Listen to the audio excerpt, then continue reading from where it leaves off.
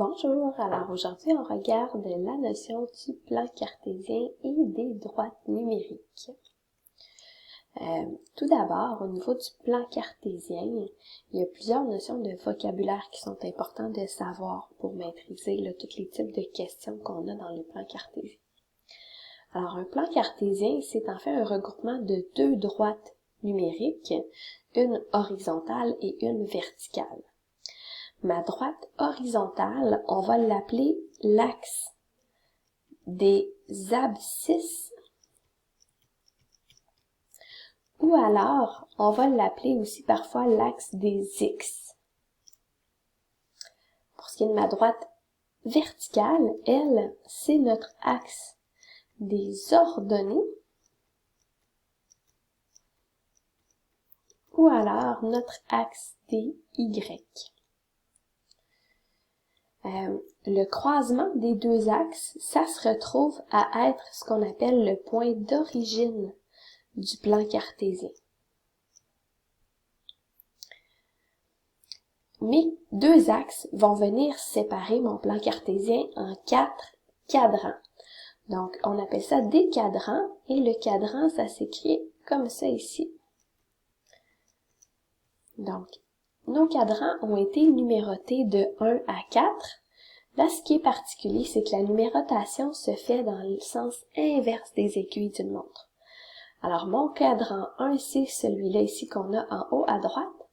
Par contre, le 2 va s'en venir ici.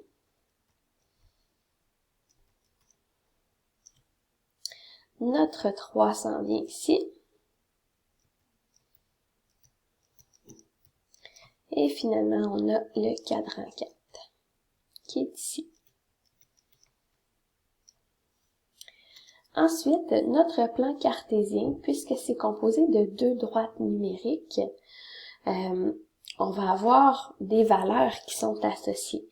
Sur une droite numérique, on a toujours le point central qui est 0. Donc, notre origine, c'est 0. Et là, comme j'ai deux droites numériques, chaque point qui est situé sur le plan cartésien va avoir ce qu'on appelle coordonnées. Donc, un point du plan ici va avoir deux coordonnées.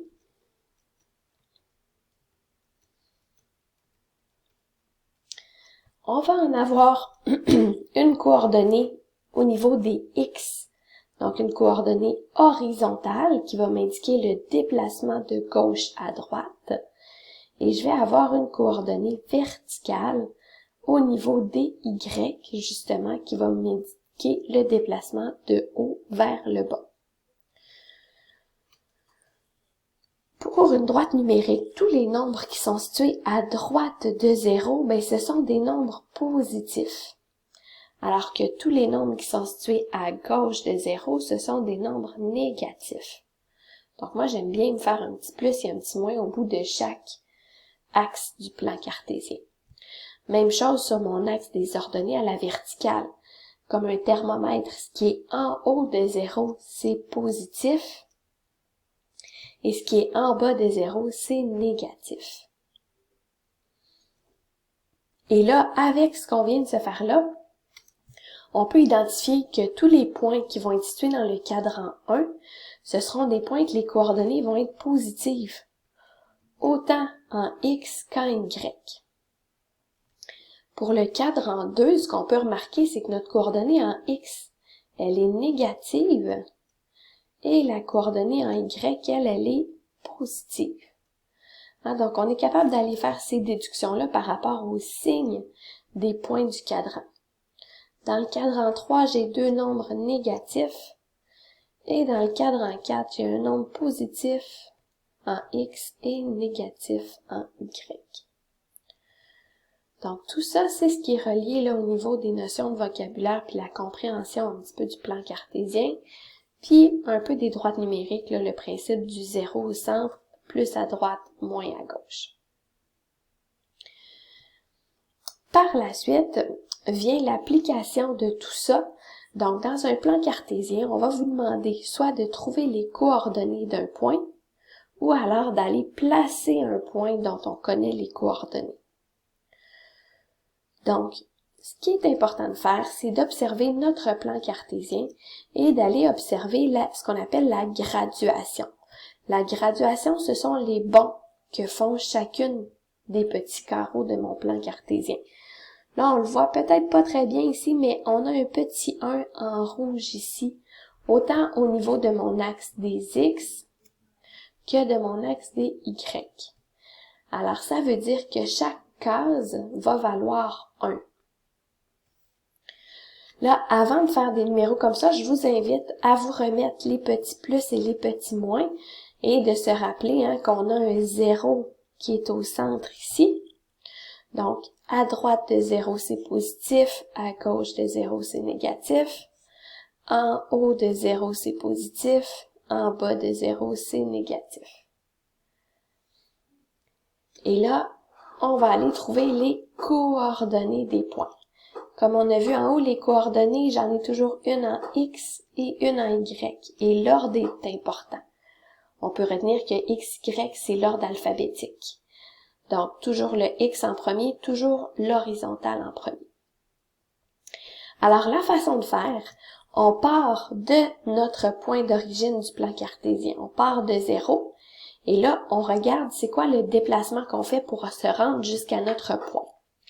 Donc, si je prends le point A qui est situé ici, d'abord, je regarde mon déplacement horizontal. Est-ce que je dois me déplacer à gauche ou à droite pour être vis-à-vis mon point A? Non. Alors, je n'ai aucun déplacement horizontal à faire.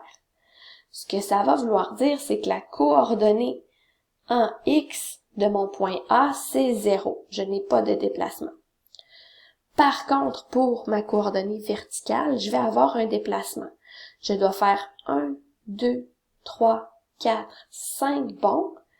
Et comme on se fie au petit signe ici, c'est plus 5. Donc, c'est un 5 qui est positif, comme ça ici que je peux écrire. Alors, les coordonnées du point A, ce sont les coordonnées 0, 5. Et on recommence le même principe pour chacun des points. Donc, si je vais faire mon point B, je pars de mon centre, de mon origine. Je regarde mes déplacements que je dois faire de manière horizontale d'abord. Donc, pour me rendre vis-à-vis B, il faut que je me rende de 1, 2, 3, 4 vers la droite. Vers la droite, on est positif. Ça veut dire que la coordonnée en X de B, c'est plus 4. Une fois que je suis rendue ici, j'ai 2 bonds à faire vers le haut. Donc, 1 plus 2. Alors, la coordonnée du point B, c'est les coordonnées 4, 2. Et ainsi de suite. On va aller en faire quelques-uns, on les fera peut-être pas tous. Pour le point C, je pars encore une fois de mon origine. Je veux me déplacer de manière horizontale pour rejoindre le point C. Je dois faire 1, 2, 3, 4 bonds. Et là, je suis vers la gauche. Donc, c'est négatif. Alors, ma coordonnée en X, ça va être moins 4. Une fois que je suis là, est-ce que j'ai un déplacement à faire haut ou bas? Non, on est directement dessus. Alors, le point C a 0 comme coordonnée en Y. On va peut-être terminer avec le point D. Alors, le point D, je pars de 0, 0, encore une fois de mon origine. Je me déplace de gauche à droite en premier. Alors, j'ai 1, 2, 3, 4, 5 bonds à faire vers la gauche. Donc, moins 5. Et pour mes déplacements verticaux, je dois me déplacer de 2 vers le bas. Alors, moins 2 pour la coordonnée en Y. Alors, voilà un petit peu le principe pour retrouver les coordonnées. Si jamais je vous demandais d'aller placer un point, donc par exemple, si j'ai le point M que je veux aller placer, dont les coordonnées, là, on va dire par exemple 3, moins 3. Alors, le principe est un peu le même quand je veux placer un point dans le plan cartésien. Je pars de mon origine. Et là, je me fie à mes coordonnées. La première, c'est en X, c'est mon déplacement gauche-droite. Comme c'est un nombre positif, ça va vouloir dire que je me déplace vers la droite de 3. Et ensuite, je regarde ma coordonnée en Y. Elle me donne moins 3, fait que ça veut dire que je vais me déplacer vers le bas de 3. Et donc, mon point M arriverait ici dans mon plan cartésien.